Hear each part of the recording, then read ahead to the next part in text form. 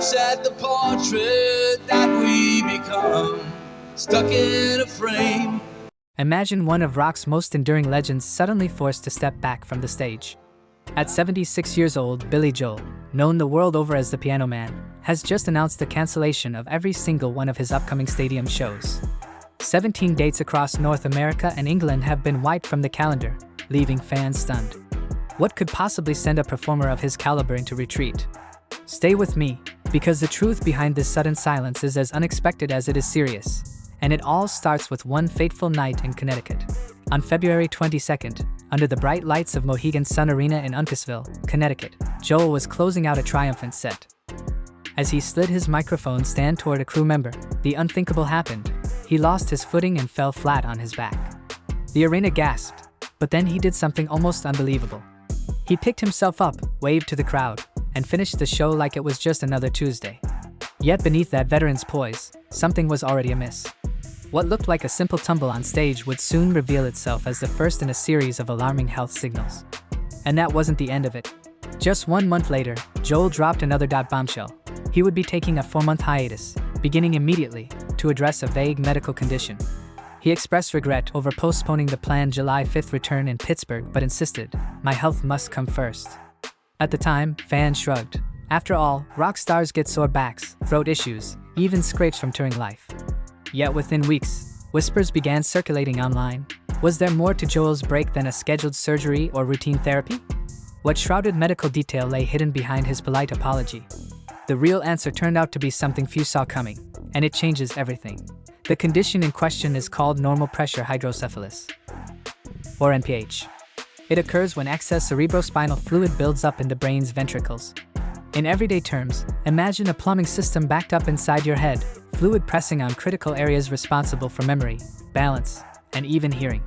Early symptoms often mimic other ailments: slight memory lapses, subtle gait problems, blurry vision. Yet unlike most dementia-like disorders, NPH can sometimes be reversed, if acted upon swiftly. Unfortunately for Billy Joel, the demands of stadium performances only aggravated the fluid buildup, leading to worsening hearing, vision, and balance issues. Suddenly, that February fall didn't seem like an isolated incident. It felt like a glaring warning sign that went unheeded. His team's statement drives the point home. Under doctor's orders, Billy is undergoing specific physical therapy and has been advised to refrain from performing during this recovery period. He's thankful for the excellent care he's receiving and is fully committed to prioritizing his health. In Joel's own words, "I'm sincerely sorry to disappoint our audience, and thank you for understanding." No stage directions. No gimmicks. Just raw honesty from an artist who has never hidden behind flash and spectacle. But how exactly will the therapy work? And when, if ever, can fans realistically expect him back behind the piano keys? Those answers hinge on the speed of his diagnosis and the success of any surgical intervention, a shunt implant that reroutes fluid. And that's where the story takes on its next layer of uncertainty. Consider the scale of this cancellation: 17 shows, from Yankee Stadium to Liverpool's Anfield. Massive concert dates that were guaranteed sellouts, now dark. Refunds are being processed automatically, but for fans who've held tickets for months, it's a gut punch. Social media has lit up with everything from supportive well wishes, "Get well soon, Billy," to ominous speculation. Some worry the break could stretch beyond 4 months, potentially drawing a curtain over Joel's final touring years. Others cling to hope, pointing to NPH's reversibility. Early treatment can restore up to 80% of function, medical reports suggest. But rumors suggest that any delay in shunt surgery might leave permanent damage. Will he beat the clock, or will this powerful brain condition prove too formidable, even for the Piano Man? Even before this announcement, Joel's output of new pop songs had all but dried up. His last album of original material was 1993's River of Dreams. A lone collaboration with Freddie Wexler, Turn the Lights Back On, flickered to life at the 2024 Grammys before vanishing from his setlists. Yet despite that drought, his name sold out stadiums. That enduring popularity now collides with the harsh reality of NPH. Reports claim that any high-impact performance could worsen his symptoms, and so his medical team has drawn a hard line, no exceptions.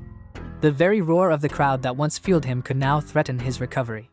And while there's been talk of surprise pop-up shows or mini-gigs, official word is that all live appearances are on indefinite hold. What seemed like minor tour reshuffling just weeks ago now looks like a full stop. Rumors suggest fans are already speculating wildly. Will a shunt surgery sideline him longer?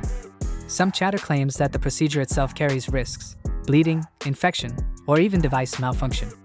Others wonder if there are undisclosed complications, perhaps early signs of cognitive decline or other neurological issues. It's been said that NPH can masquerade as dementia. Could there be more beneath the surface than the team is admitting?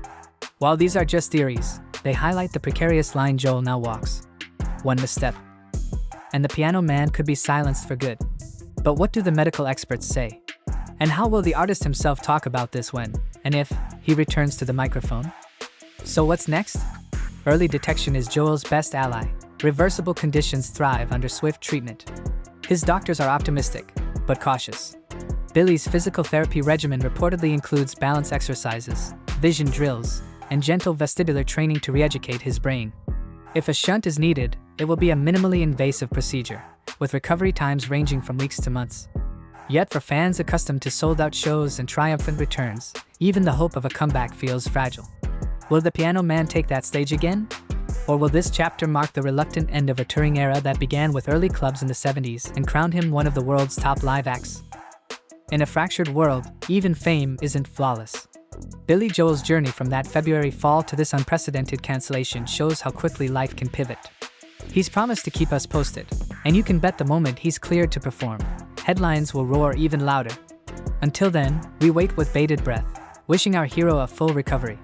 Because if anyone deserves a triumphant return, it's the man whose melodies have soundtracked our lives for 5 decades.